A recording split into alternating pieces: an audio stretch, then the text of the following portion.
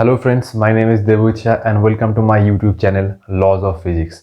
तो आप लोग देख सकते हैं ये है जस्ट 2021 का फिजिक्स पेपर।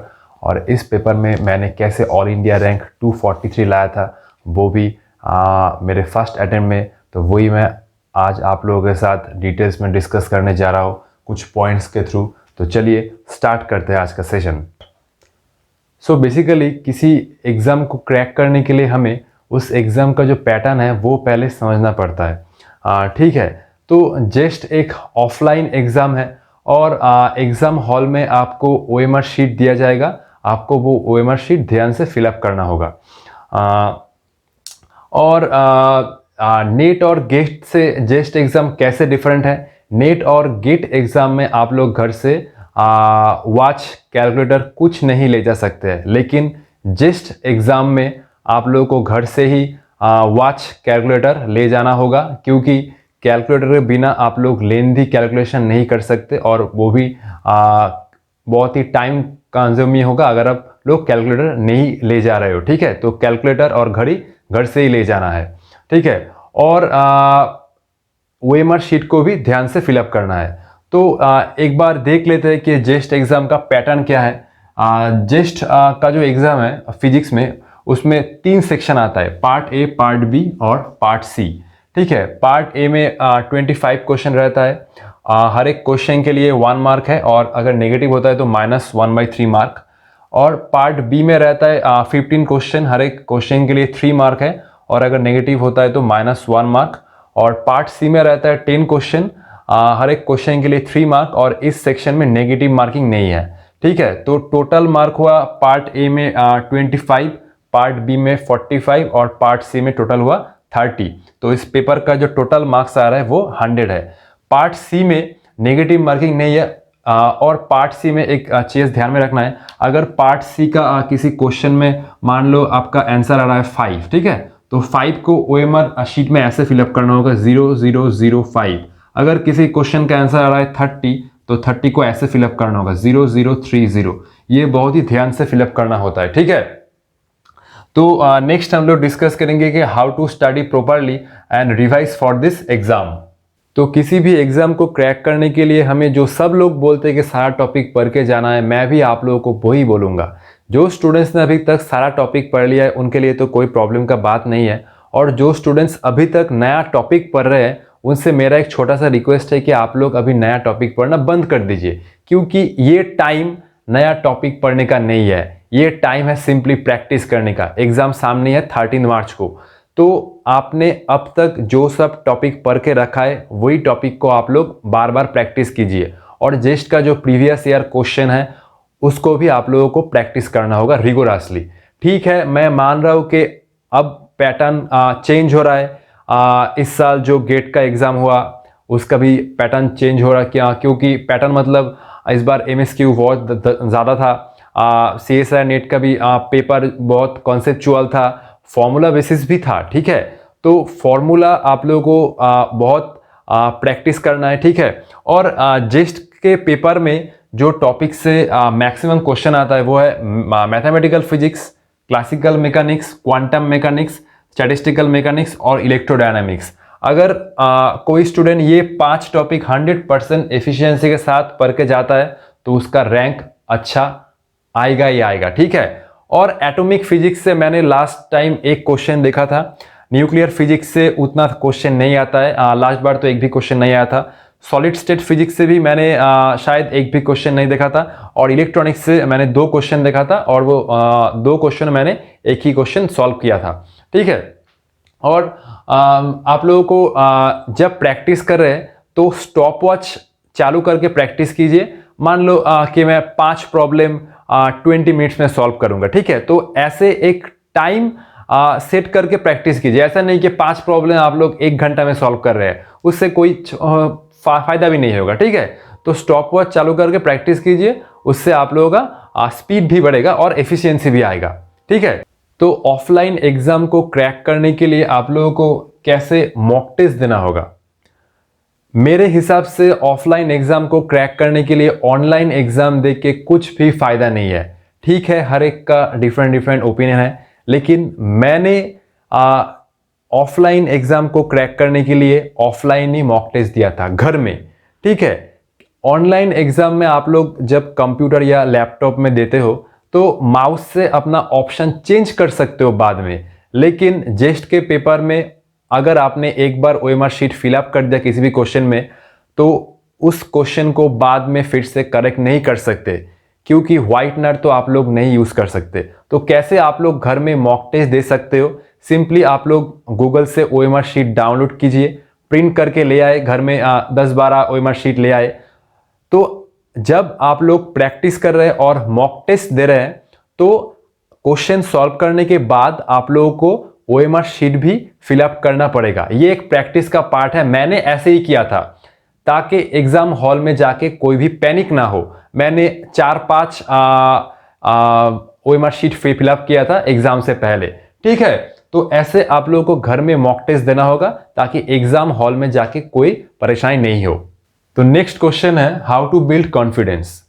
देखिए, कॉन्फिडेंस एक दिन में नहीं ग्रो होता है, एक महीने में भी नहीं ग्रो होता है। कॉन्फिडेंस ग्रो करने के लिए हमें सालों भर का मेहनत लगता है। अगर आप लोग per day 5 to 6 our practice कर रहे हैं तो आप लोगों के लिए ये बहुत ही एक गुड पॉइंट है, ठीक है। और ऐसा नहीं कि आप लोगों को किसी क्वेश्चन सॉल्व नहीं हो रहा है तो आप लोग तुरंत उसका सॉल्यूशन देख करके प्रैक्टिस कर रहे हैं, ऐसे कुछ मतलब नहीं होगा। जिसका 100% एफिशिएंसी है वही एग्जाम को क्रैक कर पाएगा। क्योंकि मान लीजिए किसी स्टूडेंट का एफिशिएंसी है 100% और वो 10 क्वेश्चन में 5 क्वेश्चन भी करके आ रहा है, तब भी उसका सिलेक्शन होगा, क्योंकि उसने जो 5 क्वेश्चन किया है वो 100% करेक्ट है। और किसी स्टूडेंट 8 क्वेश्चन करके आएगा, 9 क्वेश्चन करके आएगा और बाद में पता चला कि उन लोगों का 2-3 क्वेश्चन करेक्ट हुआ। तो ऐसे तो कुछ फायदा नहीं है। जिनका 100% या 95 to 100% एक्यूरेसी है उन्हीं लोगों का सिलेक्शन होगा और हो रहा है। तो ऐसे चिंता करने का बात नहीं है। आप लोग घर में अपना प्रैक्टिस जारी रखें। आई होप आप लोगों का प्रिपरेशन बहुत अच्छा जा रहा है और आप लोग एग्जाम में 4 के आएंगे। तो मैं नेक्स्ट आप लोगों के साथ डिस्कस करूंगा strategy for answering the paper. मैंने कैसे पेपर अटेम्प्ट किया था वो मैं आप लोगों के साथ डिस्कस करूंगा। तो आप लोग देख सकते हैं कि पार्ट ए में जो पहला पेज है उसमें 4 क्वेश्चन है और नेक्स्ट पेज में 4 क्वेश्चन है, नेक्स्ट पेज में 4 क्वेश्चन है। तो अगर किसी स्टूडेंट का फर्स्ट पेज में चारों क्वेश्चन में एक भी नहीं बन रहा है तो टेंशन लेने का कोई बात नहीं है, क्योंकि पार्ट ए में 25 क्वेश्चन रहता है। अगर आप लोग पार्ट ए में से 10 क्वेश्चन भी करके आ रहे हैं और पार्ट बी से 5 या 6 क्वेश्चन और पार्ट सी से 3-4 क्वेश्चन, तो डेफिनेटली आपका रैंक आने वाला है। मैंने भी कुछ ऐसा ही किया था। मेरा जेस्ट का नंबर था 30.1 और मैंने 33 किया था, मेरा 3 नेगेटिव हो गया था, ठीक है। और मैंने कैसे ओएमआर शीट फिलअप किया था ये एक इंपॉर्टेंट बात है। मैंने एक टाइम सेट किया था 1 घंटा या 1.5 घंटा। 1 घंटे में मेरा जितना क्वेश्चन हो रहा है उसके बाद ही मैंने ओएमआर शीट फिलअप किया था। मैंने ऐसा नहीं किया था कि एक क्वेश्चन कर रहा हूँ उसके बाद ओएमआर शीट फिलअप कर रहा हूँ, फिर से क्वेश्चन कर रहा हूँ, फिर से ओएमआर शीट फिलअप कर रहा हूँ। ऐसा मैंने नहीं किया था, क्योंकि मैं सोचता हूँ कि अगर ये मैं करता हूँ तो बहुत ज़्यादा टाइम लगता है, ठीक है। तो आप लोग ऐसा कर सकते हैं कि 1.5 घंटा या 2 घंटा का एक टाइम सेट कर ले सकते हैं, उसके बाद आप लोग अपना ओएमआर शीट फिलअप कर सकते हैं, ठीक है। और कैलकुलेटर तो इस एग्जाम में आप लोगों को लगेगा, ठीक है। और पेपर को आप लोगों को ध्यान से अटेंड करना होगा, क्वेश्चन को 2-3 बार रीड करना होगा, ठीक है। तो ये सब बात तो आप लोग जानते ही है, ठीक है। नेक्स्ट जो टॉपिक मैं आप लोगों के साथ डिस्कस करने जा रहा हूँ वो बहुत ही इंपॉर्टेंट है और वही आज का लास्ट टॉपिक है। Do not stuck in some trapping problem. Trapping problem क्या है ये मैं आप लोगों को ध्यान से बता रहा हूँ, ध्यान से सुनिए। ट्रैपिंग प्रॉब्लम मतलब जो सब प्रॉब्लम आप लोग कर सकते हैं लेकिन उसके लिए जो टाइम आप लोगों को एग्जाम में देना होगा उस टाइम के कारण ही आप लोगों का सिलेक्शन नहीं हो पाएगा। एग्जामिनर ये सब क्वेश्चन आप लोगों को इसीलिए देता है कि आप लोगों का सिलेक्शन ना हो, और अगर आप लोग उस प्रॉब्लम में फंस गए तो डेफिनेटली आपका एग्जाम में सिलेक्शन नहीं होगा। ट्रैपिंग प्रॉब्लम का एक मैं एग्जांपल दे रहा हूं। जेस्ट 2020 में एक क्वेश्चन आया था शाई x इक्वल टू 0। ये क्वेश्चन आप लोग देख सकते हैं और इस क्वेश्चन में जो क्वेश्चन पूछा था वो है एक्सपेक्टेड पोजीशन और मोस्ट प्रोबेबल पोजीशन का रेशियो का वैल्यू पूछा था। तो ये क्वेश्चन कुछ ठीक है आप लोग कर सकते हैं, लेकिन ये प्रॉब्लम बहुत ही लेंदी था, सिर्फ ये 1 मार्क का था। तो आप लोगों को क्वेश्चन पढ़ के ध्यान से समझना होगा कि कौन से क्वेश्चन में मेरा मार्क्स जल्दी कैरी हो रहा है। ये क्वेश्चन करके सिंपली कुछ भी फायदा नहीं है, ये क्वेश्चन सिर्फ लेंदी है। अगर ये क्वेश्चन करने किसी स्टूडेंट बैठ गया तो वो उसका एग्जाम गया। ठीक है, तो प्रॉब्लम को पढ़ के ही समझना है कि कौन कौन सा स्कोरिंग क्वेश्चन है और क्वेश्चन जल्दी सॉल्व हो रहा है। ऐसा नहीं कि कोई क्वेश्चन तुमसे बन रहा है, ठीक है, और वो क्वेश्चन के लिए बहुत ज्यादा टाइम चाहिए और तुम वो क्वेश्चन लेके बैठ गए तो आपका पेपर खत्म, उसी टाइम खत्म। तो क्वेश्चन 2 बार पढ़ के ही समझना होगा कि ये क्वेश्चन मुझे अटेंड करना है या नहीं है। ठीक है, अगर ये प्रॉब्लम आपको सॉल्व करना होता है तो आप लोग लास्ट में कीजिए, अगर टाइम मिलता है तो। ठीक है, तो क्वेश्चन पढ़ के ही समझना होगा कि मुझे अटेंड करना है या नहीं है। जस्ट 2021 में एक क्वेश्चन आया था on the base of relativity, उसमें 3 फ्रेम था और उस क्वेश्चन का सॉल्यूशन 2 पेज का था। मैंने बाद में देखा और मैं वो क्वेश्चन अटेंड करके नहीं आया था। ठीक है, मेरा एक दोस्त वो क्वेश्चन अटेंड करके आया था और उसका सिलेक्शन नहीं हुआ। तो सिंपली आप लोगों को क्वेश्चन 2 बार पढ़ना है, समझना है कि ये क्वेश्चन मैं 100% एक्यूरेसी के साथ कर पाऊंगा, तभी आपका सिलेक्शन होगा विथ गुड रैंक।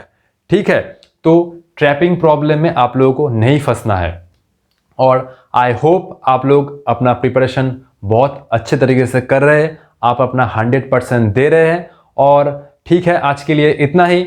अगर आप लोग का कुछ डाउट होता है, आप लोग मुझसे और कुछ जानना चाहते हैं, तो आप लोग अपना कमेंट नीचे कमेंट बॉक्स में लिख सकते हैं। तो मिलते हैं नेक्स्ट वीडियो में, तब तक के लिए ऑल द बेस्ट।